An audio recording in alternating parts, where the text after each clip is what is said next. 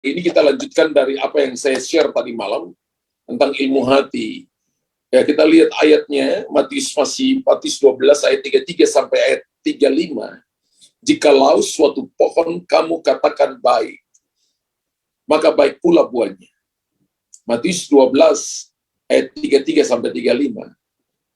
Jikalau suatu pohon kamu katakan tidak baik, maka tidak baik pula buahnya, sebab dari buahnya pohon itu dikenal. Hai kamu keturunan ular beludak, bagaimanakah kamu dapat mengucapkan hal-hal yang baik sedangkan kamu sendiri jahat? Karena yang diucapkan mulut meluap dari hati.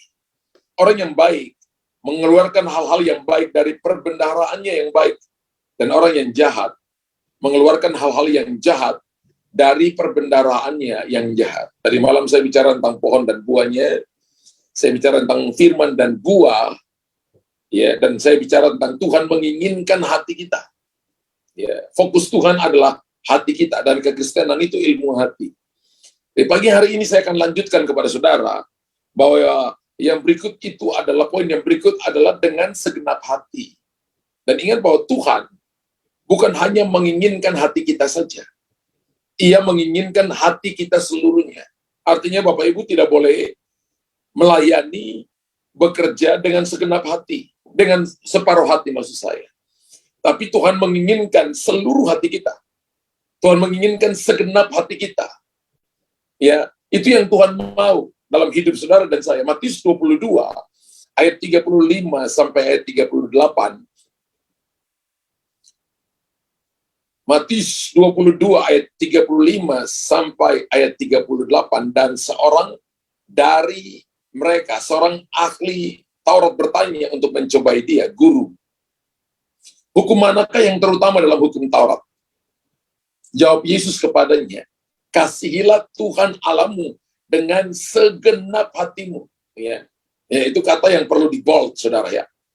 Segenap hatimu, dan segenap jiwamu, segenap akal budimu. Bapak Ibu lihat, segenap artinya seluruh hatimu, seluruh jiwamu, seluruh akal budimu. Jadi kita nggak boleh mengasihi Tuhan setengah-setengah. Kita nggak boleh melayani setengah-setengah. Kita nggak boleh bekerja setengah-setengah. Kita harus mengasihi Tuhan segenap hati, segenap jiwa, segenap akal budi. Ketika Bapak Ibu lakukan ini, Bapak Ibu mengerti tentang ilmu hati. Bapak Ibu tahu ilmu hati itu adalah hatinya Tuhan yang Tuhan taruh dalam hati saudara. Kita boleh sekolah tinggi, tapi kalau kita nggak punya ilmunya Tuhan, sebenarnya Alkitab katakan kita bodoh. Menurut Matius pasal 7, 24 sampai 27, orang yang mendengar firman dan yang tidak melakukan firman disebut orang bodoh. Tapi orang yang mendengar firman dan melakukan firman disebut orang bijaksana. Dan orang bodoh membangun di atas dasar pasir. Orang bijaksana membangun di atas dasar batu yang tidak mungkin, yang tidak mudah mengalami kegoncangan. Kalau kita membangun di atas pasir, sifat pasir mudah berubah. Kalau Anda pergi ke pantai, bangun patung pasir, ombak datang dan Anda kembali lagi setelah makan rujak, maka patung pasir itu sudah lenyap, sudah disapu oleh ombak, sudah diambil oleh ombak. Tapi lihat batu karang, diterpa oleh ombak, dipukulin oleh ombak, ditiupin oleh angin, dia tetap kokoh berdiri. Demikianlah orang yang mendengar dan melakukan firman Tuhan. Orang yang mengasihi Tuhan dengan segenap hati, segenap jiwa, segenap akal budi. Ulangan pasal 10 ayat 12 berkata, Ulangan 10 ayat 12 berkata, "Maka sekarang, hai orang Israel, apakah yang dimintakan daripadamu oleh Tuhan Allahmu, selain dari takut akan Tuhan Allahmu? Hidup menurut segala jalan yang ditunjukkannya." Perhatikan, ini perlu dibuat, mengasihi Dia, beribadah kepada Tuhan Allahmu dengan segenap hatimu dan dengan segenap jiwamu. Jadi ada sebuah panggilan yang harus Bapak Ibu dan saya kerjakan, yaitu melayani Tuhan dengan segenap hatimu, segenap jiwamu. Ini calling bagi orang percaya. Jadi mungkin Bapak Ibu tidak khotbah, tidak melayani di mimbar, tidak melayani depan pintu gereja, tapi ketika Bapak Ibu dipanggil jadi orang Kristen, Ini panggilan bagi semua orang percaya, yaitu beribadah kepada Tuhan Allahmu dengan segenap hatimu, segenap jiwamu. Akan berbeda orang yang melayani dengan segenap hati dan melayani asal-asalan. Yang penting jadi. Alkitab katakan berkatnya berbeda. Orang yang bekerja dengan sungguh-sungguh dan orang yang bekerja separuh hati akan hasilnya juga berbeda. Mendapatkan hasil berbeda. Dan ingat bahwa mata Tuhan melihat hati. Yang kemarin saya jelaskan. Bahwa Tuhan tidak terpengaruh dengan apa yang orang manusia bisa lihat. Tapi Tuhan terpengaruh dengan hati saudara dan saya. Amin. Ulangan pasal 4 ayat 29 berkata, dan baru di sana engkau mencari Tuhan Allahmu dan menemukannya. Kapan kita menemukan Tuhan?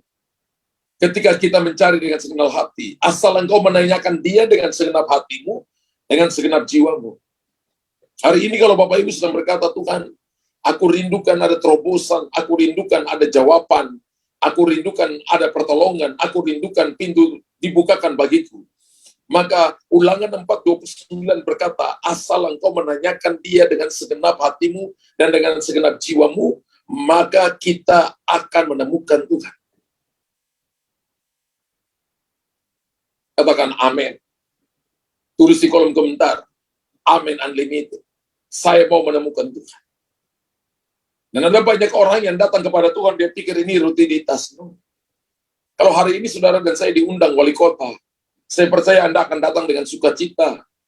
Anda berpikir, apa yang saya akan berikan sebagai pemberian ya? Karena tidak setiap hari saya bisa ketemu dengan wali kota, atau tidak setiap hari saya ketemu dengan bupati, atau tidak setiap saat saya bisa dipanggil oleh gubernur, apalagi kalau dipanggil oleh presiden. Kalau saudara dan saya bisa ketemu Tuhan setiap waktu, itu anugerah. Ketemu pembesar saja, saudara dan saya bisa diberikan jalan keluar. Kalau saudara dan saya ketemu Tuhan, yang adalah Raja di atas segala Raja, nama di atas segala nama, saya percaya masalah, persoalan yang datang dalam hidup kita tidak akan menjadi masalah besar. Karena Tuhan bisa pakai itu menjadi kendaraan untuk membawa saudara kepada gunung-gunung kemenangan, lembah-lembah kemenangan, kepada pelabuhan kesukaan. Yeremia 29 ayat 13, firman Tuhan berkata, apabila kamu mencari aku, kamu akan menemukan aku. Apabila kamu menanyakan aku dengan segenap hati, orang itu tidak temukan Tuhan, karena dia pikir bahwa Tuhan itu ya, gua yang penting gua asal datang ibadah, yang penting gua asal baca Alkitab, yang penting gua asal datang di gereja lah, asal datang dalam sebuah komunitas seperti ini. Dia tidak datang dan mencari Tuhan dengan segenap hati. Dia tidak datang menanyakan Tuhan dengan segenap hati. Saudara, ketika Bapak Ibu datang mencari Tuhan dengan segenap hati, maka kita akan melihat perkara-perkara ilahi. Makanya ilmu hati itu, segenap hati, tidak boleh dengan setengah hati. Bapak Ibu tulis di kolom komentar, saya harus datang kepada Tuhan sepenuh hati, tidak boleh setengah hati. Kenapa? Karena Tuhan itu adalah Allah yang menilai hati kita, melihat hati kita. Saudara dan saya tidak bisa melihat, saudara orang lain tidak bisa melihat hati saudara. Bahkan Bapak Ibu dan saya tidak lebih kenal hati Bapak Ibu lebih daripada Tuhan mengenal hati saudara. Karena itu datanglah kepada Tuhan dengan segenap hati. Maka saudara akan menemukan Tuhan. Saudara akan melihat jawaban dari Tuhan. Yoel pasal 2 ayat 12 sampai ayat yang ke-13. Yoel pasal 2 ayat 12 sampai ayat 13. Tetapi sekarang juga demikianlah firman Tuhan. Berbaliklah kepadaku dengan segenap hatimu. Koyakanlah hatimu dan jangan pakaianmu. Berbaliklah kepada Tuhan Allahmu. Sebab Ia pengasih dan penyayang, panjang sabar dan berlimpah kasih setia. Dan Ia menyesal karena hukumannya. Yoel 2:12 sampai 13. Yang perlu dibold adalah berbaliklah kepadaku dengan segenap hatimu. Saudara, pertobatan itu adalah berbalik kepada Tuhan dengan segenap hati. Maka kita akan mendapatkan kasih sayang Tuhan. Panjang sabar Tuhan. Kita akan melihat bahwa penghukumannya akan lalu daripada kita, karena kita kembali kepada Tuhan dengan segenap hati. Amsal 3, nanti kita baca ayat 1 sampai ayat yang ke-6. Amsal pasal 3 ayat 1 sampai ayat yang ke-6. Hai anakku, janganlah engkau melupakan ajaranku, dan biarlah hatimu memelihara perintahku. Ada banyak orang yang hatinya tidak pelihara perintah Tuhan. Hatinya dikuasai oleh kedudukan, oleh harta. Hatinya dikuasai oleh nama baik.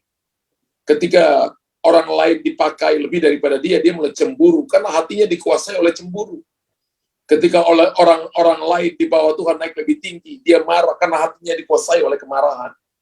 Tapi firman Allah berkata, biarlah hatimu memelihara perintahku, karena panjang umur dan lanjut usia, serta sejahtera akan ditambahkannya kepadamu. Kemudian dilanjutkan, percayalah kepada Tuhan dengan segenap hatimu. Kita dipanggil untuk percaya kepada Tuhan dengan segenap hati. Masalah, persoalan mungkin belum meninggalkan kita, tapi percayalah bahwa Tuhan ada di tengah-tengah kita.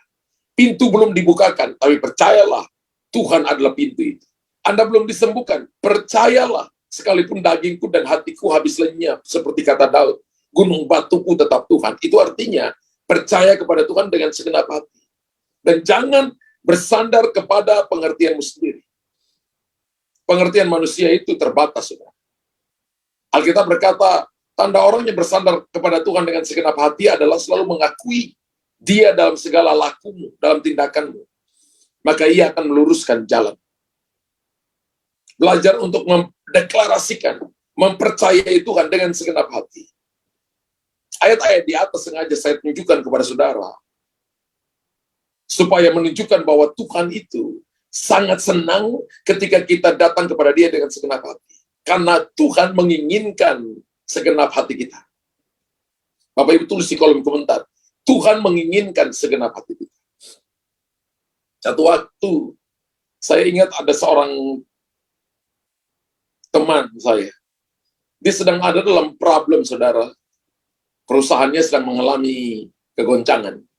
Dan ketika itu, saya diajak untuk lunch sama dia. Dan dia cerita persoalan masalahnya. Dari ceritanya, saya tahu bahwa sebenarnya perusahaannya sedang ada di dalam ambang bahaya. Dan dia katakan begini, mungkin ketika pastor dengar, pastor akan berkata bahwa sebentar lagi perusahaan saya akan bangkrut. Secara hitung-hitungan matematika, mungkin iya. Tapi dia katakan begini, aku sudah terlanjur percaya kepada Tuhan. Aku nggak mungkin balik, pastor. Dan aku percaya bahwa Tuhan pasti akan menolongku. Secara matematika, teman-teman, para auditor berkata, tidak mungkin tertolong perusahaan. Tapi saya sudah membawa semuanya ke hadapan Tuhan dengan segenap hati, dan saya percaya Tuhan dengan segenap hati. Saya memperhatikan orang itu ngomong, dan saya lihat dia betul-betul sangat percaya kepada Tuhan. Dan saya katakan begini, apa yang kau percayai, maka itu akan terjadi atas engkau. 2 tahun kemudian, saya ketemu dengan dia lagi. Dan dia ngomong yang sama, dia katakan, pastor, setelah saya ngomong dengan pastor 2 tahun yang lalu, 1,5 tahun kemudian, Tuhan menolong saya dengan cara yang ajaib. Tuhan mengirimkan 2 orang untuk menolong saya. 2 orang ini saya tidak kenal. Tapi saya kenal mereka. Ketika datang di gereja, saya kenal mereka. Dan mereka kenal saya di gereja. Lalu kemudian mereka menolong saya. Dan hari ini, bisnis saya kembali dipulihkan. Tuhan menggantikan semua yang hilang dalam 1,5 tahun. Berkali lipat ganda. Dan saya memuliakan Tuhan. Saya tahu bahwa semuanya itu terjadi bukan karena kepintaran hebat dalam berbisnis saya. Tapi semua karena saya percaya kepada Tuhan. Wow. Saya katakan kemuliaan bagi nama Tuhan. Tuhan ingin agar kita mengasihinya dengan segenap hati. Tuhan ingin agar kita mencarinya dengan segenap hati. Tuhan ingin agar kita melayaninya dengan segenap hati, mempercayainya dengan segenap hati. Dan Tuhan ingin kita berbalik kepadanya dengan segenap hati. 2 Tawari pasal 6 ayat 14 berkata begini, Allah yang memelihara perjanjian dan kasih setia kepada hamba-hambamu yang dengan segenap hatinya hidup di hadapanmu. Wow. 2 Tawari 6 ayat 14. Ya, kita baca ayat ini ya. Boleh ditunjukkan? Sambil berkata, ya Tuhan Allah Israel, tidak ada Allah seperti Engkau di langit dan di bumi. Tidak ada Tuhan, tidak ada Allah yang seperti Engkau di langit dan di bumi. Ini kedahsyatan, ini kurios, ini penguasa tunggal. Engkau yang memelihara perjanjian dan kasih setia kepada hamba-hambamu yang dengan segenap hatinya hidup di hadapanmu. Jadi ceritanya ini Tuhan itu. Tuhan pelihara, Tuhan jaga perjanjian. Bahkan kasih setia itu bahasa aslinya keset. Keset itu kemurahan, kebaikan, berkat ada di dalam, pertolongan ada di dalam, kesembuhan, terobosan ada di dalam ini. Dipelihara, diberikan kepada siapa? Kepada orang-orang, kepada hamba-hambanya yang dengan segenap hatinya hidup di hadapan.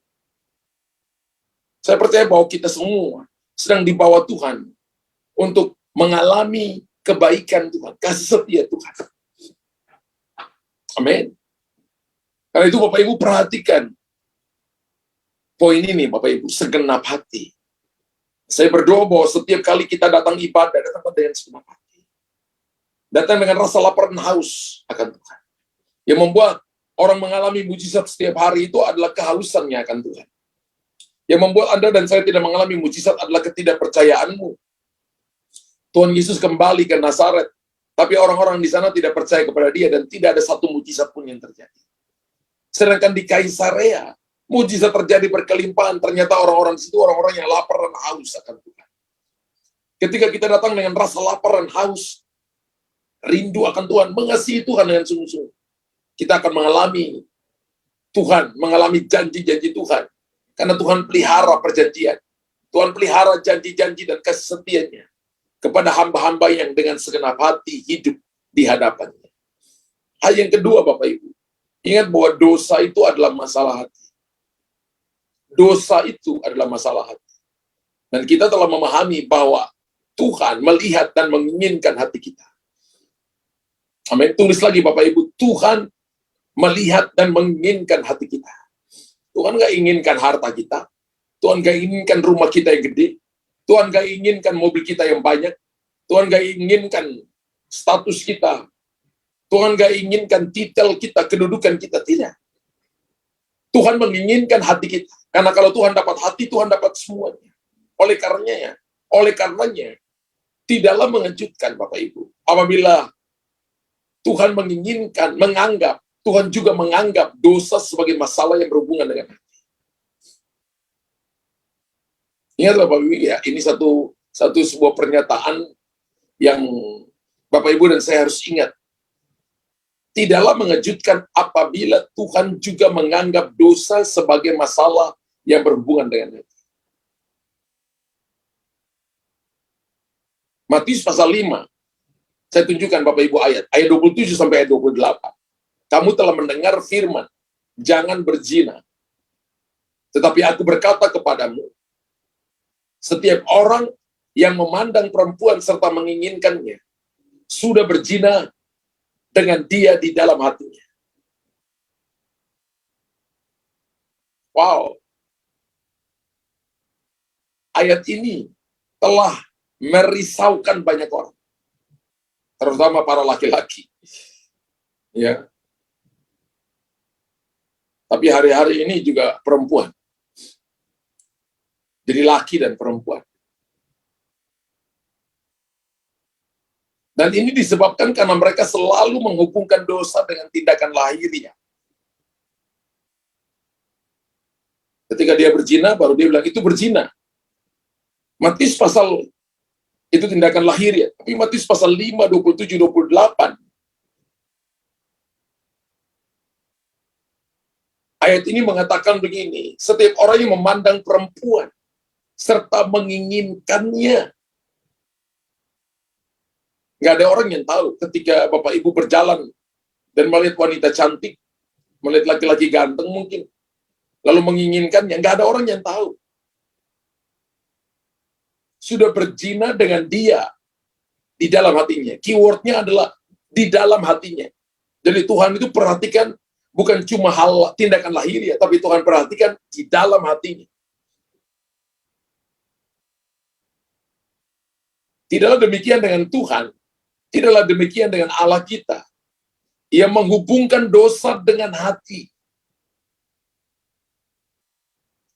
Ini firman Tuhan ini buat saudara dan saya untuk kita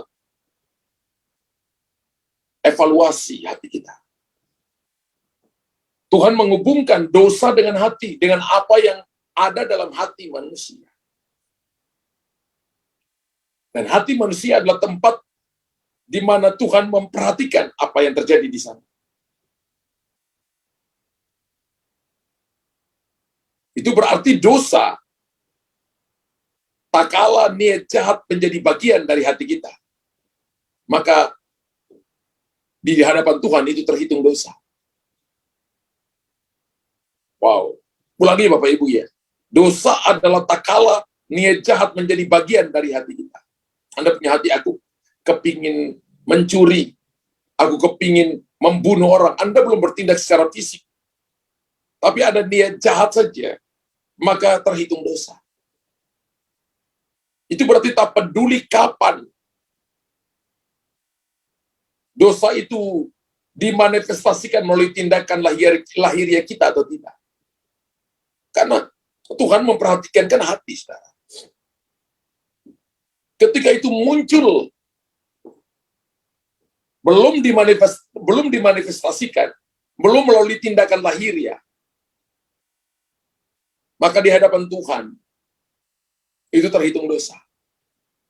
Makanya saya katakan kenapa ini temanya adalah ilmu hati. Kita harus hati-hati Bapak Ibu. Entah saya sebagai hamba Tuhan, atau kita sebagai pekerja, kita sebagai jemaat, kita harus menjaga hati kita. Kemarin tadi malam saya katakan, jagalah hatimu. Firman Allah berkata, Amsal 4:23. Jagalah hatimu dengan segala kewaspadaan, karena dari situlah terpancar kehidupan. Mungkin satu waktu nanti ada banyak orang yang akan dihukum di hadapan Tuhan, karena mereka tidak bisa menjaga hati. Mungkin banyak orang di hadapan Tuhan akan dipersalahkan, karena mereka lupa menjaga hatinya. Sebenarnya khotbah ini adalah untuk Anda dan saya. Dosa itu, makanya saya ulangi lagi, tak kala ada niat jahat menjadi bagian dari hati kita. Kenapa? Mungkin belum termanifestasikan, belum dilakukan, belum ada tindakan lahiriah, tapi muncul. Karena tak peduli kapan dan apakah dosa dimanifestasikan, apakah itu sudah melalui tindakan lahiriah atau tidak. Tapi tak kala ada niat jahat saja, itu terhitung dosa. Makanya Bapak Ibu, every day, every minutes, datanglah di hadapan Tuhan dan akui, Tuhan ampuni saya akan dosa saya dalam hati. Tuhan aku minta ampun untuk pikiran jahat, niat jahat dalam hati saya. Minta ampun di hadapan Tuhan. Saya tahu bahwa Daud sangat sadar tentang ini, sehingga dia menulis dalam Mazmur pasal 66 ayat 18. Daud menulis dalam Mazmur 66 ayat 18. Seandainya ada niat jahat dalam hatiku, tentulah Tuhan tidak mau mendengar. Ngeri, saudara. Ngeri. Seandainya ada niat jahat dalam hatiku, tentulah Tuhan tidak mau mendengar. Coba mari periksa hati kita. Adakah niat jahat dalam hati kita? Iri kepada seseorang, nggak ada yang tahu. Benci kepada seseorang, malas, masa bodoh, tidak hidup dalam tuntunan firman Allah, tuntunan kerajaan, maka doa tidak didengar. Tentulah Tuhan tidak mau mendengar. Jadi Bapak Ibu, kalau prinsip doa itu, kalau Bapak Ibu datang, yang pertama adalah minta darah Yesus sucikan saudara. Jangan pernah lupa. Sebelum Bapak Ibu datang dalam permohonan, sebelum Bapak Ibu datang dalam pujian penyembahan, maka doa pertama kali adalah, Tuhan Yesus, aku minta ampun atas segala dosaku, dan minta darah Yesus sucikan aku, sucikan hatiku. Kalau ada niat jahat dalam hatiku, sucikan aku supaya Tuhan mendengarkan doa. Amin. Saya percaya mujizat terjadi oleh para kudusnya. Orang kudus itu bukan karena dia ada nama pendeta di depan, tapi orang kudus itu adalah dia yang menjaga hatinya setiap saat. Bapak Ibu tulis di kolom komentar. Orang kudus itu adalah dia yang menjaga hatinya di hadapan Tuhan setiap saat. Itu orang kudus. Yesaya 59 ayat 1 sampai ayat yang kedua. Sesungguhnya tangan Tuhan tidak kurang panjang untuk menyelamatkan. Dan pendengarannya tidak kurang tajam untuk mendengar. Tapi yang merupakan pemisah antara kamu dan Allahmu ialah segala kejahatan. Dan yang membuat dia menyembunyikan diri terhadap kamu, sehingga ia tidak mendengar, ialah segala dosa. Ketika kita berdosa, membuat tangan Tuhan pendek untuk menolong saudara. Dan membuat telinganya dalam tanda petik, sepertinya tuli, tidak mau mendengarkan doa kita.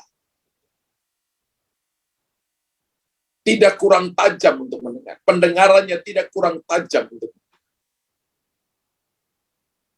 Adalah segala dosa. Kejahatan. Itu yang memisahkan kita dari Tuhan. Itu yang membuat dia menyembunyikan diri terhadap kita. Mari selidiki hati kita. Dosa itu merusak relasi hubungan kita dengan Tuhan. Dan ayat tadi saya pasal 59, ayat 1 dan 2, ayat-ayat di atas itu menyatakan yang jelas bahwa ini terjadi dibuahi dalam hati kita. Itulah mengapa saudara sangat penting untuk kita menjaga hati kita setiap waktu. Seperti yang dikatakan oleh Daud, sangat penting bagi kita untuk senantiasa meminta kepada Tuhan, memohon kepada Tuhan untuk membersihkan hati kita dari segala kejahatan. Daud ini, saudara, orang yang berbuat dosa, tapi dia mau untuk datang ke hadapan Tuhan, untuk minta Tuhan menyucikan hatinya. Mazmur 51 ayat 9 dan 10 ini Mazmur ketika Daud jatuh dalam dosa, lalu dia berdoa kepada Tuhan. Bersihkanlah aku daripada dosaku dengan hisop, maka aku menjadi tahir. Basuhlah aku, maka aku menjadi lebih putih dari salju. Biarlah aku mendengar kegirangan dan sukacita.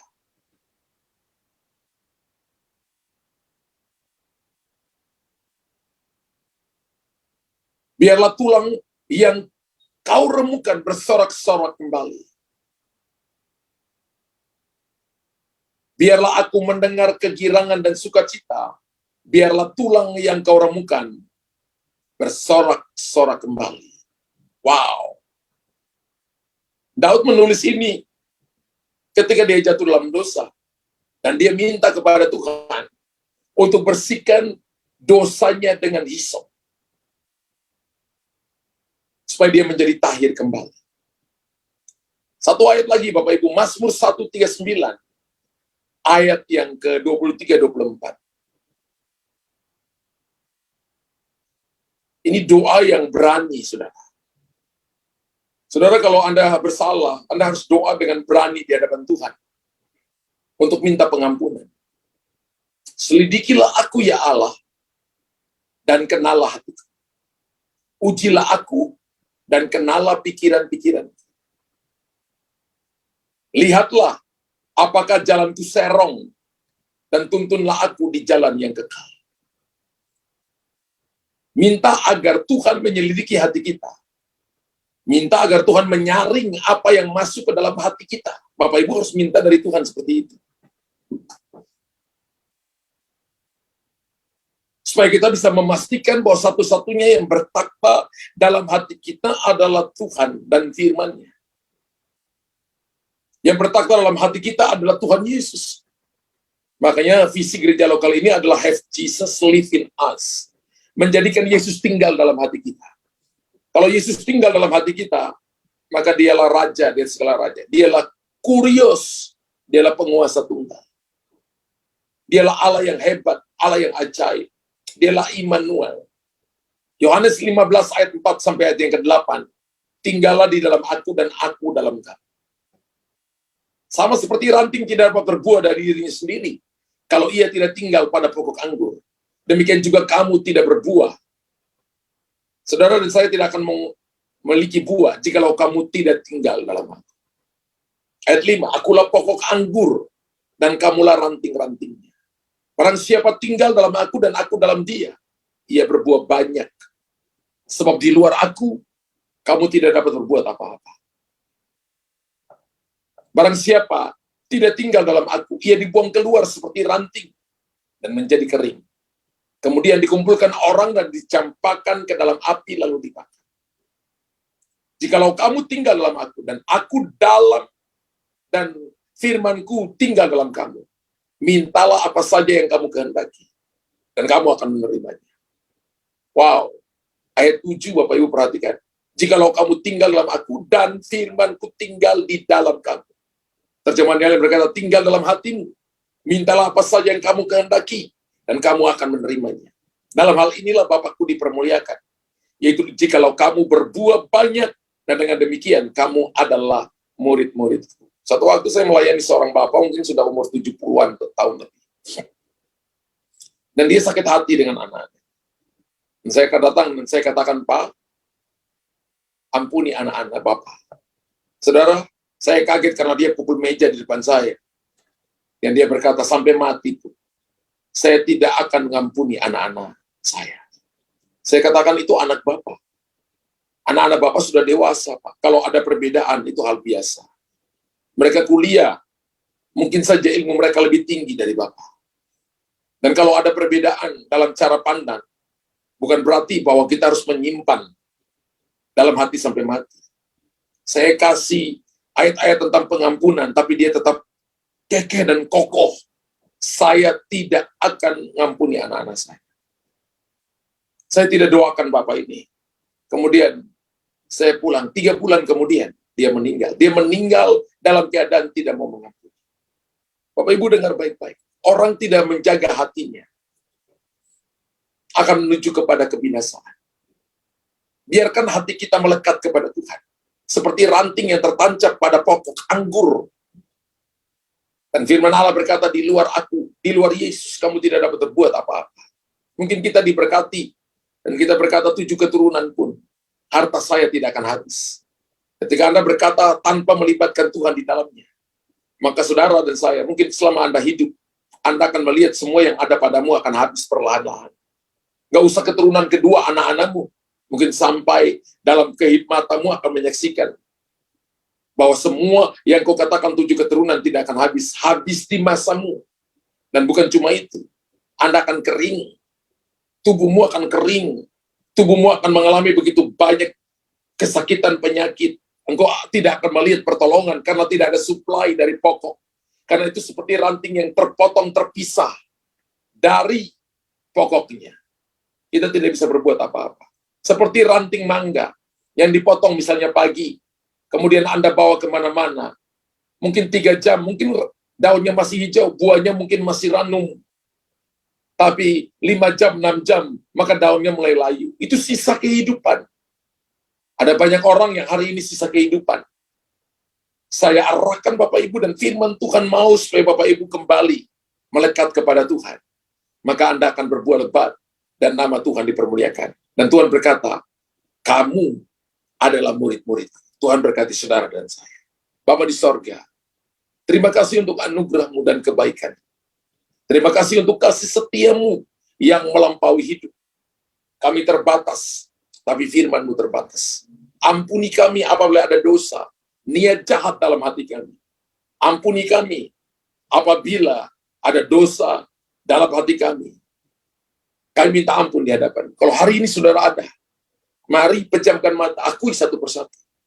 Kalau saudara marah, iri hati, dengki, penuh dengan dosa-dosa keturunan, perzinahan, percabulan, hawa nafsu, minta ampun di hadapan Tuhan. Hari ini Tuhan yang menyelidiki hati sedang melihat hati saudara. Keluarkan semuanya seperti Daud. Dia mengakui semuanya di hadapan Tuhan. Dan dia berkata, ujilah hatiku Tuhan. Kenallah hatiku. Dia berkata di hadapan Tuhan. Mazmur 66 ayat 18 tadi. Seandainya ada dia jahat dalam hatiku, tentulah Tuhan tidak mau mendengar. Tuhan, kami akui di hadapan-Mu semua dosa, pelanggaran yang dilakukan oleh hati kami. Mungkin belum termanifestasi, tapi timbul dalam hati kami.